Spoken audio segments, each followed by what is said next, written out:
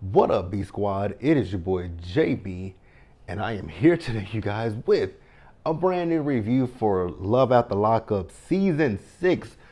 Finally, you guys, Season 6, Episode 1. Episode was titled Throuple Trouble, you guys. So before we go ahead and get into it, let's go ahead and, actually, before we get into it, if you guys are watching this video or any other video on the channel and you guys aren't subscribed yet, then I need you guys to do me a solid favor and stop taking me out on this date and then having me pay for it at the end of it. You guys know the routine. You can do me that favor by liking the video, subscribing to the channel, turning on your post notifications, and sharing the video, you guys. And with that out of the way, without further ado, let us go ahead and discuss Love After Lockup, shall we? All right, you guys, so my bad that this is late. What happened yesterday is I watched it Saturday, but you guys know we did the live with Scotty and Really B, where we discussed Beyond the Gates. So that was what happened. And I got busy with the day and never got back to it. But nonetheless, we are here. Tell me what you guys thought about this first episode of Love After Lockup. I think some of these couples are going to be interesting, to say the least, but let's talk about them. Now, I don't know if I'm not going to go in any particular order. I'm going to go in the order of who I want to talk about the least. So first up, you guys, I'll put the people's pictures on the screen somewhere. The first couple we got that's returning is Bradley and Savannah. Y'all remember Bradley and Savannah from Love During Lockup this past season that we wrapped up just before we got this new season. So remember, the season finale ended with her going to pick him up from prison. Honestly, it wasn't much. I was like, oh, that means we got to look at that plantation house again. But okay, I wasn't happy to see Savannah. She going to be around. I think Savannah's going to get on my nerves because in this first episode alone, Savannah got on my nerves. And that's really all I got with Savannah. She was doing too much. You know, when Bradley got out of prison, she showed him the tattoo. Then she was asking him, like, do you want to divorce me? Do you want this? Do you want that? Do you want this? Do you want that? Do you want this? Do you want that? Do you want this? Do you want that? Do you want this? Do you want that? And I was like, girl, the man just got out of prison. Let him breathe. But hey, y'all tell me what you think about her. Y'all, again, I told y'all I don't see it for Miss Savannah. And I don't see it for Miss Savannah. That is it. That is all. Now let's move on to the next couple, you guys. So so now I don't know how many couples we got this season, but I do know we have 2 returning couples for sure. Savannah and Bradley is one, and then Michael and Joey are the other couple. You guys remember we met Michael and Joey, not this past season of Love During Lockup, but the season before we met them during Love During Lockup. Y'all know I like Joey. When it comes to Michael, I hope that with Michael coming out of prison, I hope that Michael is reformed. I hope, because you guys remember, Joey, also you guys, if you guys hear a lot of loud noises, it is Sunday and I am washing my clothes. So if you guys hear my washing machine, pay no attention. Now, remember, Joey let us know that he and Michael, they met on the gay dating app Grindr, right? And their relationship was a drug-induced relationship, so to speak, because they hooked up with each other and they both were high. So remember, Joey got clean. Michael did not get clean. Michael went to prison. We also remember Michael had multiple mugshots. So Michael has been in prison multiple times behind drugs, right? And Michael is about to get out of prison. So Michael is on the phone with Joey asking him like, hey, did you go and get my phone from my mom? Did you get this from my mom? Did you set up for me a haircut? So Joey is going to be doing that for Michael. And we see as Joey went to go over to Michael's mom's house, right? Big ass house. Interior was nice. I was like, oh, mama, do you got a little coin? And mama said to Joey, like, my son was not coming back here to my house because we tried that once before and it didn't work out the first time, so we ain't gonna try it again. Now, Michael's gonna be staying with Joey. And again, remember, Joey is a recovering addict. And I I pray for Joey. I pray for Michael too. I hope that Michael stays on the up and up and doesn't revert back to doing drugs. But when it comes to going to prison, prison isn't rehabilitation for these people. And even with talking about him going to a halfway house is not rehabilitation. I feel like Michael needs to go to rehab as well, but it's up to him, right? But for Joey's sake, I hope he stays clean because Joey is kind of worried about potentially if Michael relapses, then that'll make him want to relapse. And I'm like, Joey, please don't. Please don't. I did like the fact that Michael's mom went through his phone. That woman did a factory reset on that phone, and I was like, high five, mama. Mama did a whole ass factory reset on the phone, so that way anybody who was already in that phone that he had contact with, their numbers are deleted. I was like, I'm right there with you, mama. Now, we did see as Joey went to go talk to his dad and told his dad, like, hey, I'm going to be away from the house for a few days. When Michael gets out, I'm going to get a hotel room for him. So Joey's dad asked him, so are you still going to introduce, mom and I to him? And he said, yeah, because he's like, I want to be able to look him in the eyes and see if he's telling me the truth or if he's lying to me. And I'm okay with that. I really, truly am. Let me know what you guys think about it. I'm happy to see Michael and Joey back because this is our first gay relationship that we've had on the show. So I'm interested to see how it progresses. I do hope that it goes good for Joey and for Michael. I hope Michael, like I said, I hope Michael stays clean and I hope this works out for Joey. Let me know what you guys think down in the comments section below, you guys. And let's move on to these new people. All right, you guys. So with the new people, we're going to start with the tame ones first. The first we're going to talk about is Brooke and JK. Now, most of these people are from Texas. Brooke is from Belton, Texas. Now, I'm not entirely positive where Belton is. I've never heard of Belton. I did look it up yesterday. It looked like it's out west in West Texas, but whatever. Now, Brooke, we meet Brooke. Brooke has two sons, right? One is 12 and I believe the other is 8. She also let us know that her family is heavy into the rodeo lifestyle, which that is pretty common when it comes to Texas because, people where I'm from, big into especially in the summer, like we have the black rodeo around Juneteenth. So yeah, big into the rodeo lifestyle. Like I said, she has two sons and she's a single mother of both of those, right? Because the fathers of her sons, they're not a part of their kids' lives, which is so terrible. I'm gonna say this because it's a talking point that the other side loves to use when it comes to talking about us, right? They always like to talk about how in the black community the fathers are not there, but it's just as many it's like just like in the black community, there are some women that raise their kids as single parents. The same can be said for white people. Y'all want to villainize and make us look so bad and say, oh, because the fathers are not in the home, da da da da da da da da da da da. Not every white person is raised, I know some white people that are raised by single mothers, but neither here nor there. Just wanted to put that little tidbit out there, right? Now, we find out that JK was charged with manufacturing and delivering a controlled substance, and that controlled substance was Xanax. I was like, wow. Now, we found out that they've known each other since high school. Now, remember, she's had other relationships. It's so interesting. When they get in prison, then they want to try to reconnect with people. Bitch, please don't. If we knew each other in high school, you go to prison, don't reach out to me on Facebook. Don't ask no family member to try to find me because I'm like, who? Where's this person at? Oh, they in prison. Prison? Good luck to them. You think I'm gonna put money on somebody's books? Get the fuck out of here. No. He's talking about the fact that he loves her accent. I was like, y'all both have the same accent. Country as hell. Only difference about her country accent and your country accent is your country accent also sounds a little bit hood. Like you done grew up around black people. I caught that. Now, her mom is telling her to, there's just going to be a big adjustment for you, for the kids, for us, for everybody. And then she made a joke about having another kid. I was like, girl, no, you don't. No, you don't.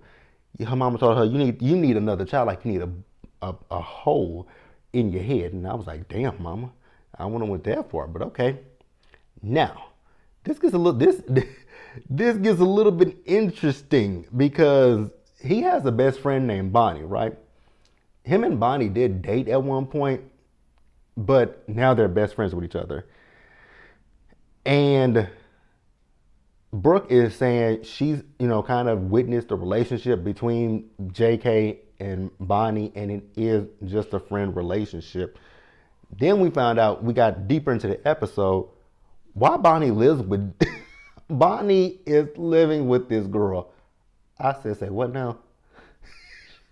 I guess something happened with her housing, so JK reached out to Brooke to say, hey, Brooke, Bonnie gonna hit you up. Bonnie hit her up like, hey, bitch, can I come stay with you for a little bit? She was like, yeah. I was like, no, that's weird. That's weird. Now, when JK gets out of prison, JK is going to parole to his mom's house. Mind you, that's where he got into the trouble at. I was like, well, girl, he probably gonna get into more trouble when he get back to his mama's house. And we also found out that I guess JK and Brooke has an on again, off again relationship. So at one point they were off. He started talking to this girl named Alex. Alex was living with Bonnie at one point. Alex got kids. So Alex one night dipped out and had Bonnie watch her kids while Alex went and had sex with another dude. Bonnie found out about this. Bonnie recorded Alex saying she slept with another dude, and then she took it back to her best friend. I was like, wow, this is messy. This is messy as hell. But I'm here for it. I'm here for it. Moving on, you guys. Let's pause here and move forward. So we got two couples left, you guys, and I don't know who to go to next because the next two couples are ghetto as fuck. Let's start with the it's ghetto. No, this one is, both of them are ghetto. Let's start off with Kiana and Damodrick. Interesting names, by the way. Now, Kiana tells us that she has terrible choices in men. I was like, yeah, don't say. Girl, you are dating a nigga that is in prison. But then it gets worse with her when we find out more about Damodrick. Now, she says that her mom was, she was very sheltered. Now, they kept showing pictures of her mom, but they blurred her mama's face out. And she said her mama was. So I'm wondering, is her mom still with us or if she's deceased? I don't know. I don't know. It was the way she was talking. She does have a stepfather who she calls G-Pop. Now, she tells us that she and Damodrick have been on and off for 10 years. They met when they were in high school. I was like, okay, cool. But y'all been on and off for 10 years? Interesting. Then it gets even more interesting. She lets us know Damodrick got 6 kids by 3 different women. I said, say what now? You got what? Yep, he got 6 kids by 3 different women. So then we went from, I don't even know, I can't even say we went from hell to, we went from the top level of hell to the bottom floor of hell. Now, there's one of the mothers of his kids. He cheated on Kiana with that girl. They had a baby. She found out about it. She's still with him. Now he's in prison, right? I guess the baby mama still misses that old thing because she wished him happy Valentine's Day. Then there was his post where she said that she missed her baby daddy fucking her. I was like, I know this ain't real. This can't be real. This can't be real. This cannot be real. Now, he was in prison out there in Fort Worth, which is not that far from me. But she is in Lubbock, Texas. So she and G-Paw are going to be driving up from Lubbock to Fort Worth to pick him up. That is a good drive. So before they left to come to Fort Worth, they stopped by his dad's house. His sister is there. She has an issue with his sister because I guess his sister gave the other baby mama, y'all know I don't like that word, but gave the other baby mama a ride somewhere. So she felt as if they were, I guess, in cahoots or something. I don't know. It sounded stupid. So they ain't talked to each other after they got into it with each other. She went and got some stuff because she gonna take it with her, and then they gonna come. They gonna pick him up, come back, right?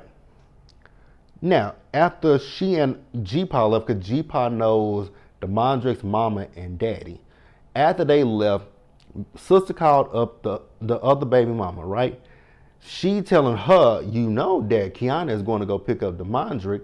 And she was like, I didn't know that because I was on the phone with him last night. And then she said she got some messages from other bitches that he been talking to her. I was like, what do y'all expect? Ma'am, if he was with this girl when you got pregnant, that means he was cheating on his girlfriend with, like, are y'all shocked? Are y'all shocked? Because if y'all are, you shouldn't be. You damn well shouldn't be. You shouldn't be. Let's pause here, you guys, and wrap up the episode, you guys, with the most interesting couple of them all to me. Now, we start up with Ashley and Julius. Ashley got a lot of tattoos up around her chest and stuff, and I was like, okay, cool. But then I looked, and it's a big ass tattoo, like right here. And it says Julius, and I was like, I know you fucking lying to me. You got this man's name tattooed on you. And when I caught that, she said it, that his name is tattooed on her, and that I guess she must have posted it on social media. So another girl came into her DMs like, you got my man's name tattooed on you. I said, well, I'd be damned.